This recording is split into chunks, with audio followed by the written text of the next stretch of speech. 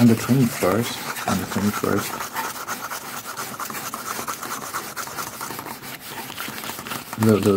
I'm gonna be going somewhere.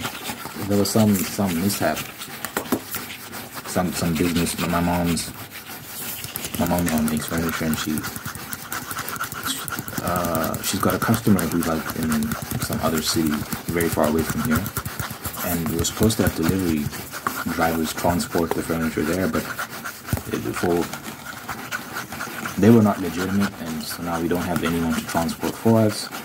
So she was like, I'm gonna have to drive there and deliver it myself. And I was like, nah, guess I'd have to come with you, because, you know, just yeah, I'll just be worried if you just went by yourself. So 21st, gonna be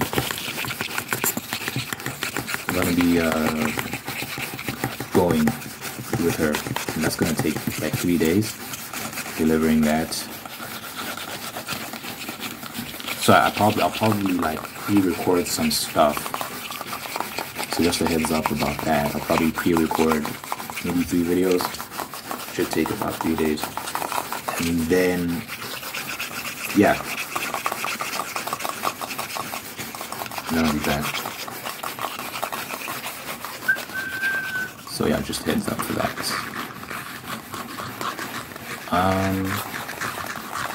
Yeah, I just wanted to talk about something I've been thinking about. You know, people's attitude towards not just rich people, but successful people in general. So this can be applied even on the lower levels of society, just even like people in your personal life and whatnot. There's this attitude towards people who are very successful, where there's a lot of suspicion around them. Are they cheating? Are they doing this? Are they doing that? And people become very hostile towards them. And I think it's just jealousy, honestly. And it's very bad, guys. And it needs to be addressed, because it's problematic, and it keeps society from progressing. Because we don't understand how much a lot of these people who become wealthy do for society. And not necessarily because they're doing it out of the kindness of their heart. Just by pursuing self-interest, they end up helping a lot of people. You think about people that start businesses, that start companies because they've got this idea and they're really passionate about that idea, and they also think it's going to make them a lot of money. And it ends up creating jobs and becomes wildly successful, and then a lot of people end up benefiting from that. YouTube is a great example. But I'll get into that. But I just want to start off with this. The people that are so invested in other people's business. Like, we call it pocket watching. So you're constantly watching other people's pockets, and you want to take their shit. It's theft. And I'll never understand that mentality, right? They say the rich don't pay their fair share, which is just patently false. It's not true. There's data that proves that wrong. But you know, these people are not the sort of people that care about evidence. You can say that, we can provide as many links as you want. You can show like literal government data from the government, because you know, these are payments, there's receipts, they record the payments, and you can see that, oh, the top earners are paying the vast majority of the taxes. That's true in this nation, that's true in countries like America as well. It's more true here, because the amount of people, the amount of money, the amount of tax rich people pay here is absolutely absurd. But even in America, it's bad. It's really bad.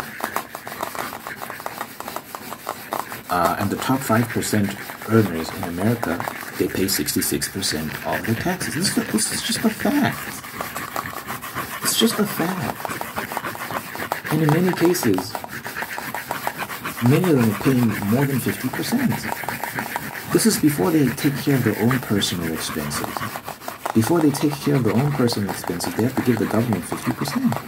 It's theft, guys. It's not right. It shouldn't be that way. But the point is, they're paying more than their fair share. But people say they're not paying their fair share, which is it's interesting. It's very. But again, like I said, Like, you can't reason with these individuals. They don't care about all that. You can provide evidence, one piece of evidence after the next, and they'll still say the same thing. The rich aren't paying their interest. Okay. So I just wanted to address these sort of individuals because a question, well, one thing I've realized, so this is not even this is an observation. Most of these people, they're not altruistic. They don't care about helping the poor and helping others and all these sort of things. They don't volunteer in shelters and buy food and hand it out in the streets and all these sort of things. They then donate to charities constantly and just spend most of their time just giving to others. They're not those sort of people. I respect someone who's genuinely like about that life and actually does that, and they also happen to have socialist communist views. You know, I disagree with you, but at least you're being consistent, right? But most people aren't like that. You know, the other day I was volunteering. This past weekend I was volunteering. An apartment building in my neighborhood had burnt down, and these people are now homeless. So I was volunteering. We were handing out food and blankets and toiletries and all these sort of things. Guys, I did not want to go. I didn't want to go.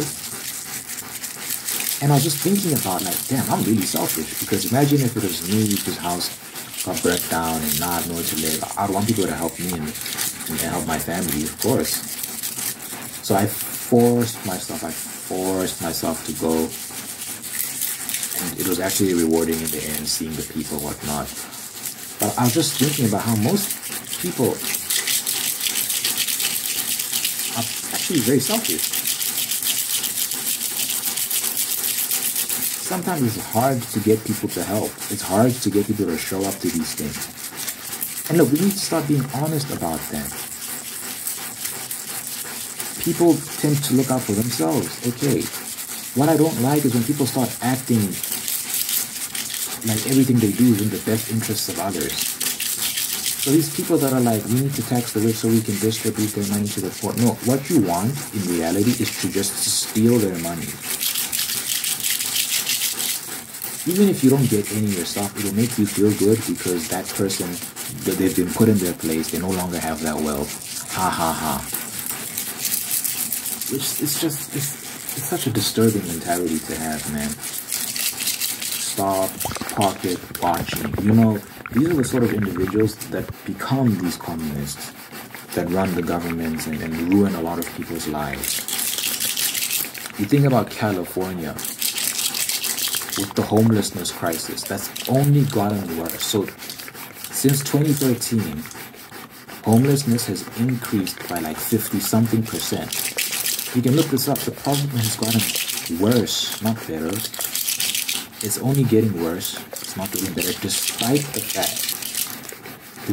fact that the government, especially California, is dedicating billions of dollars towards the problem. But yet the problem is getting worse. How does that make sense? Well, if you look into it, people looked into it and they were looking into the records and they saw that when these billions of dollars were being given to the California government, non-profit organizations would pop up all of a sudden. These are not old organizations that have been around for a while. These are organizations that would pop up there and then as soon as the money comes in, which is suspicious. Okay, fine.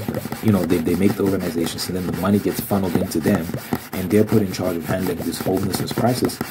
But then nothing happens. The money disappears and the homelessness continues to multiply. People are wondering, where's the money going? It's obvious where the money's going. If you think about it, the money's being laundered. These organizations are just fronts. It's like the drug cartels that open up a car wash to clean their money. The car wash is just a front, guys. It's not a real car wash. They don't really operate that much. They might, but they barely do anything. The real purpose of the car wash is to funnel in these dirty dollars so that the the drug lords can then take that money and use it to buy themselves nice things without people asking, where did you get the money? Oh, I got it from my legitimate car wash business. But then if you look into the records of the car wash business, it's like, not that many cars pass through here, but we see that you're earning millions of dollars every month, but the records, like, they don't match. Like, your sales don't match the records and the amount of money you have. So you can see that there's clear money laundering going on here. It's the same thing with these with the government and this homelessness crisis. They put these billions of dollars in these fake non-profits that aren't meant to help people. They're meant to launder money. They might give some of the money away just to act like we're legitimate. But they're not actually helping people. That's why the crisis keeps getting worse and not better. These are the same sort of people. They'll be like, we need to tax the rich. We need to tax the rich so we can help the poor. They take that money and they spend it on themselves.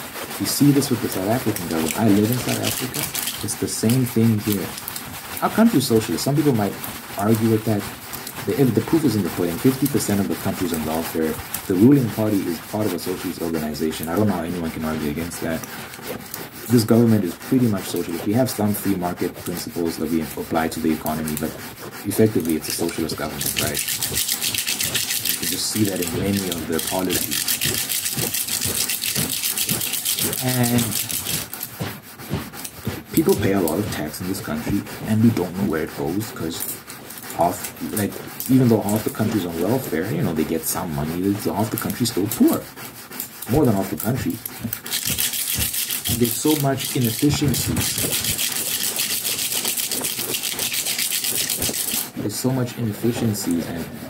And they could be building schools, they could be building homes, they could be doing a lot with the money they get, but they don't, because our government is so notorious for spending this money on sending their kids to private schools, buying themselves fancy mansions, buying themselves fancy cars, going on vacations. They fatten their own pockets. But these people claim to be for the people, whatnot. We're the people's party. The rich need to pay their fair share. As soon as they get that money, they spend it on themselves. It's sickening.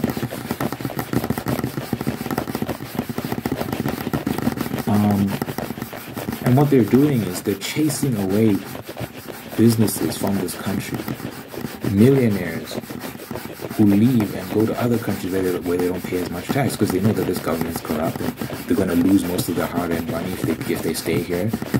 And all they do is you just scare away the most productive amongst us who want their money to stretch further. So they leave. Oh, these people make me so sick. It's so annoying. Because they're crooks, they're thieves.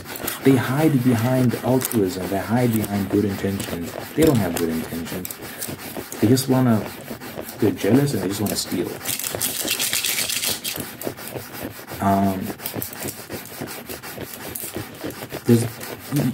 You see this in the general population as well, because it's a top-down problem.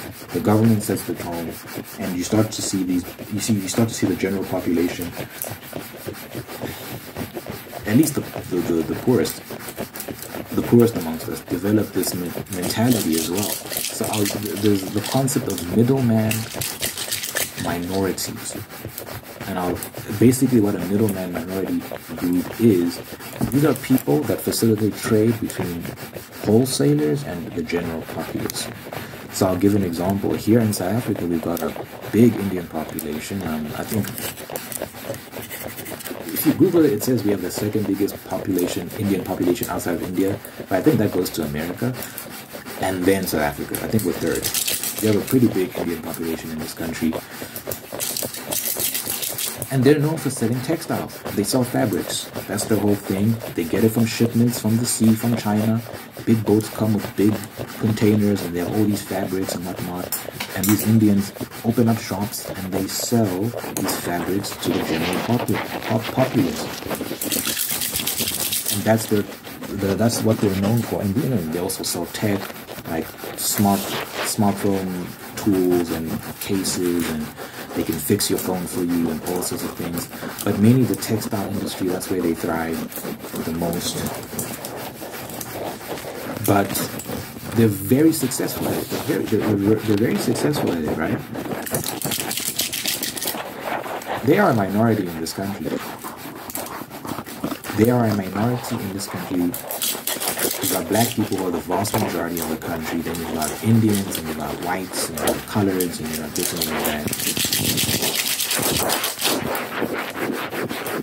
What a lot of black people see is these minority groups being successful. So these Indians being successful at these shops and building generational wealth. The shop starts out small, and then the kids inherit the shop, and then they start implementing their own ideas, and the business gets bigger, the shop gets bigger, they start opening up multiple shops, and you start seeing a lot of these Indian families expanding and growing in your country, and you start to wonder, why are they getting ahead, even though this is my country, I'm a native here, and yet everyone else is getting rich and I'm not. They start developing genuine xenophobic attitudes, and they start accusing these Indian groups of malpractice, like you're not earning money the right way, you must be cheating the system somehow, there must be something you're doing because there's no way you're that successful even though you're a minority group, and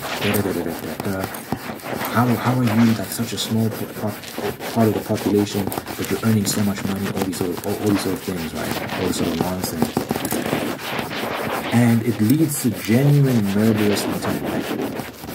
There's been so many news articles of Indian shops being burnt down, people being killed because of riots, and the native population showing up and based on baseless accusations of you're stealing jobs, you're doing this, you're doing that, and then they end up hurting people or burning down stores because of this attitude of like, you're stealing.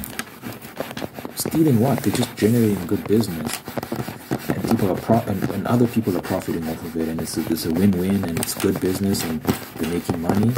But again, it's this mentality of jealousy, and they project onto others their own insecurities. So that's middlemen, minorities. They facilitate trade between wholesalers and the general populace. The Chinese do this as well. The Chinese do this in Vietnam, Brazil, even here in South Africa. We've got a decent Chinese population, and all over the world the Chinese are active. And the Jews have done this, the Armenians have done this, the Nigerians have done this, the Lebanese. Like, guys, this is, and you see these patterns repeat themselves all over the world. You see these minority groups making money in the countries that they're in more than the general populace, and people start to get jealous and be like, oh no, they must be cheating, they must be gaming the system, and all sorts of crazy things happen as a result. We've seen what has happened historically to Jews, but even the Chinese, when they were in Vietnam, how the Chinese were treated by the Vietnamese, like genuine atrocities, guys. The Nigerians, when they moved around different African countries, and even overseas, how they were treated, like the Lebanese, the Armenians, if you Google the Armenian genocide, like all of these things came from the same place. Of people, jealous ass niggas being like, you're cheating, you're not like, why are you doing better than us? Why are you doing better than us? And then they're killed. It's sick. It's a sickness, it's a disease. Jealousy is a disease, and it spreads. People don't think straight. And they don't want to accept that this person is just doing better than me. Like, they're working harder, and they're applying themselves and reaping the rewards of their labor, the fruits of their labor. There's no funny business going on. It's harder to accept that than to just be like, oh, they must be cheating. And I'll never understand it. My mom is a business owner. Me and my brother watched her break her back for decades. I'm 24, he's 25. Since we were kids, we've been watching someone work unbelievably hard. She started out working at a bank. She became an architect. She did that for some time, and then she started. And she, in the middle, during all these other things as well, she'd also be doing other things. There was a period where she was selling clothes online, and that was doing well. And she's done so much things, guys. She's done so much, and eventually she started her own furniture business, and that's taken off. And she's got so many ambitions, and she's recently begun the process of buying her own property, and that's official. And we're just waiting for. It's going to take a few months for the money to officially be transferred and the property to be put in her name and all these sort of things. But it's underway. And she has ambitions. She wants to get bigger and richer, and she has dreams.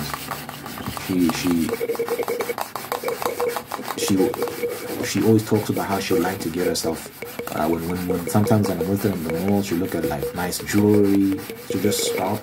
We'll walk past a jewelry shop, and she'll just stop like a little moth to a flame and see like, oh, I'd love to buy a ring like that one day for myself, and all these sort of things. She's always talked about how she'd like a Range Rover and all these sort of things. And these things cost money, guys. And she wants to work for it, and she wants to earn these things and become very wealthy. And she's talked about how she'd love to take care of us and our families as well. So when me and my brother get married, she'd love to sponsor us and all these sort of things. Hopefully by that time I can sponsor myself. But, she wants to help. And she wants to help other members of the family as well. She already does that for a lot of people in her life, but she wants to do that more. And yeah, like, you need to get rich to do that, and she's gonna get rich, and she's gonna become successful, all these sort of things.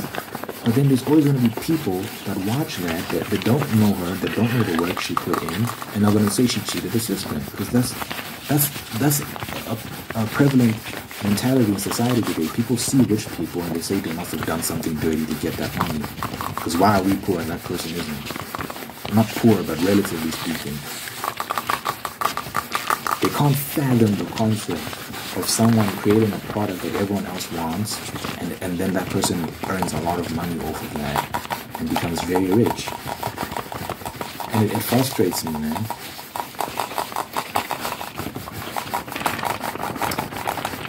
You think of someone like Bill Gates. I don't like Bill Gates, not because he's rich, but because he's, politics and a whole bunch of other things, But like, credit where credit's due. Bill Gates created Microsoft and a whole bunch of other things. He creates Microsoft and he creates Windows OS, which makes its way around the world, become a very popular OS. That's the predominant OS in the world right now.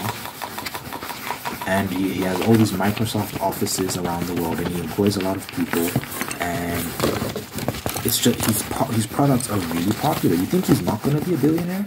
And he makes investments, and he does this, and he does that. You think he's not going to be a billionaire? Of course he is.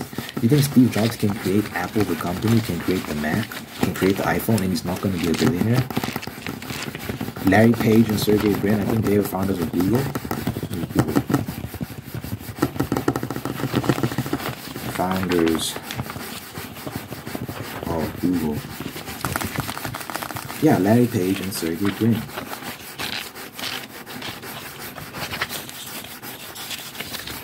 Larry Page and Sergey Brin.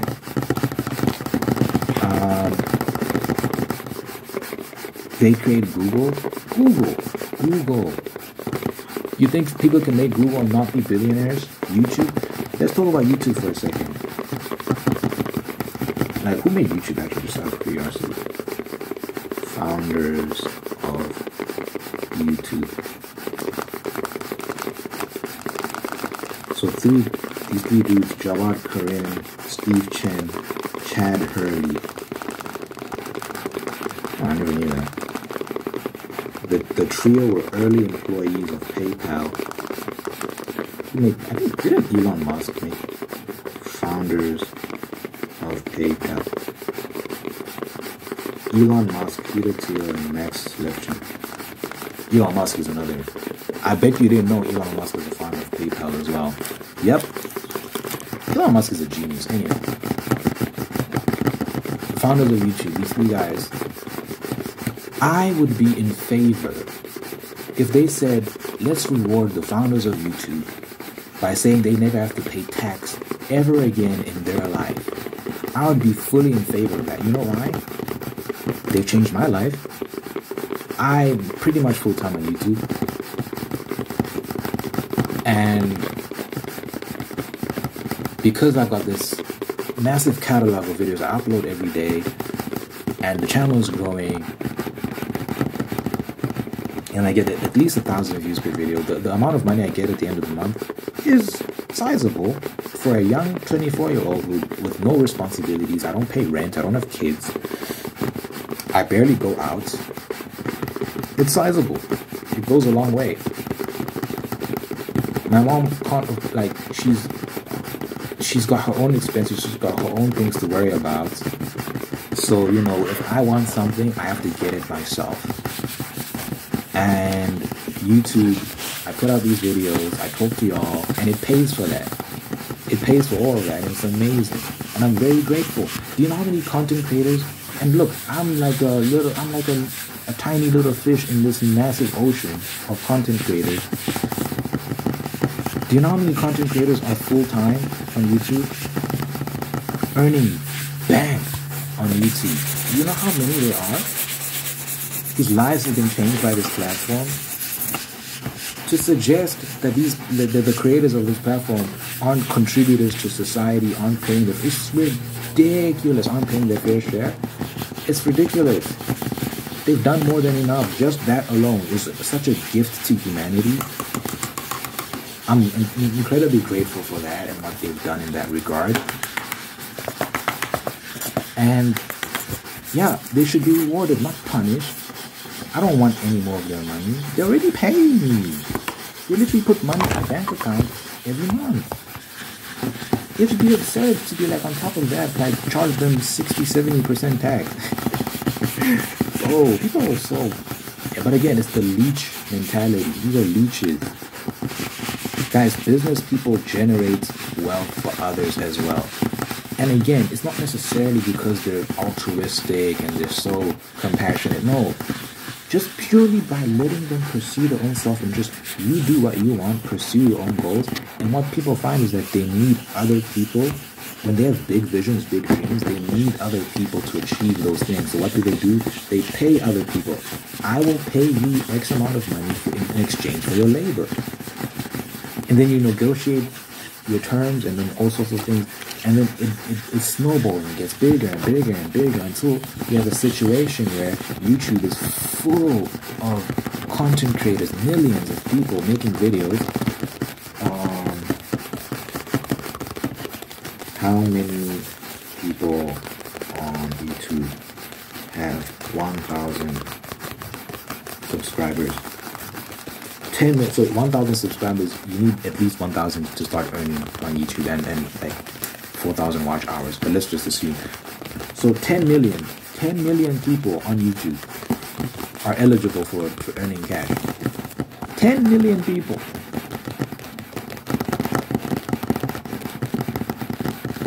Guys, these entrepreneurs, these inventors, these big thinkers, they benefit us. They are a very, very, very, very small percentage of the population, but they generate wealth for all of us. And it's mutually beneficial. It's not about necessarily being selfless and kind and compassionate. You're just like, you're an angel. No, it's like, yeah, you might be pursuing self-interest, but obviously it's nice to be kind and all these sort of things, but you don't need that in order to create a system that everyone benefits from. So the best thing you can do in terms of generating wealth for an entire population, let people pursue self-interest. They will need others to help them if they have big goals. You think about Elon Musk, he made PayPal, look at that and how that's kind of grown. And, you know, you can criticize PayPal. He left that company a long time ago, so you know, any issues you have with PayPal with regards to some of it's pretty much got a monopoly in this particular market. But any issues you have, it's not Elon's fault because he left a long time ago. But PayPal, SpaceX, Tesla, Twitter, now X, Boring Company. He founded OpenAI. He was part of the creation of OpenAI. the Neuralink, Starlink, all those companies, guys, create jobs, create countless jobs. This guy's incredibly productive, and countless people benefit from his existence. I don't think people like that should be paying tax. Like, they've done enough. They've done enough. They're generating taxpayers. They're creating taxpayers by employing people. So, like, yeah, I think they should be 100% rewarded. And people need to stop pocket watching. I think tax in general is theft. I don't think anyone should be paying tax. There's other ways for governments to generate revenue. Saudi Arabia sells oil, UAE sells oil. I don't think you just have to sell oil. I think there's so many things you could do to find ways to finance your own operations as a government. I think the government in general should stay out of the private sector.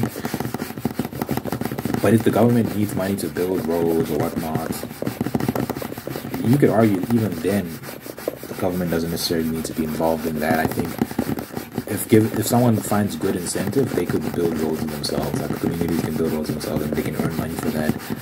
The private sector can handle a lot, guys. A lot of things. The government, I think it should just be protecting a nation's borders and just making sure that the laws are being upheld. Protecting the borders and making sure that the laws are being upheld. All the other stuff, I think you could leave it up to the citizens, and incentives could be created to get people to take on certain tasks and get paid for them and all these sort of things. But yeah, never underestimate the private sector and self-interest. Like, if someone can see that this can make me a lot of money if I enter into this, like, trust me, people will enter into it. But yeah, I don't think tax is ethical. I think it's a scam.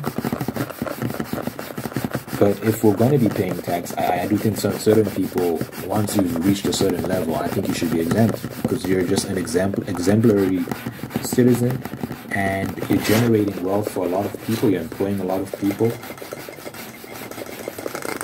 Because without these people, most of you wouldn't even have jobs. Bro, my mom employs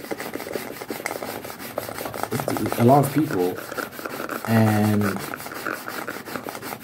you know, when she's doing things like she's buying properties for the business, by the way, someone might look at her and go, oh, she's got money, and we earn this amount, we earn so little, she should start paying us more, not realizing, first of all, that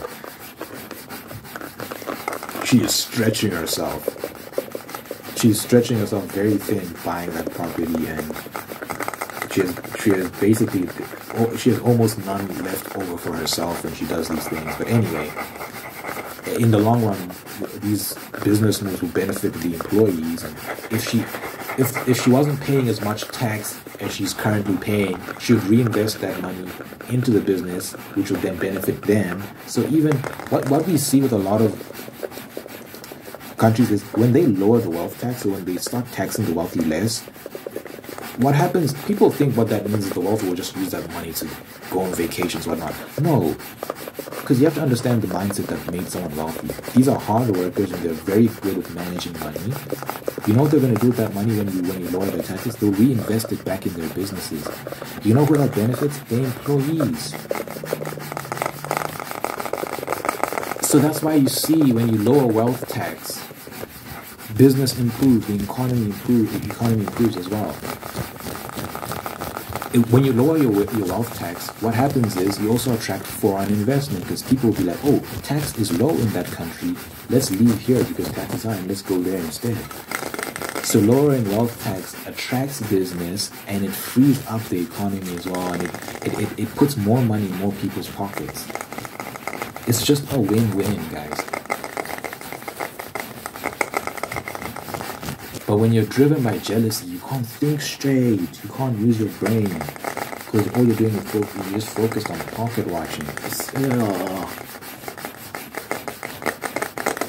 I'll never understand that mentality, man. I'll never understand that mentality. But yeah, anyway,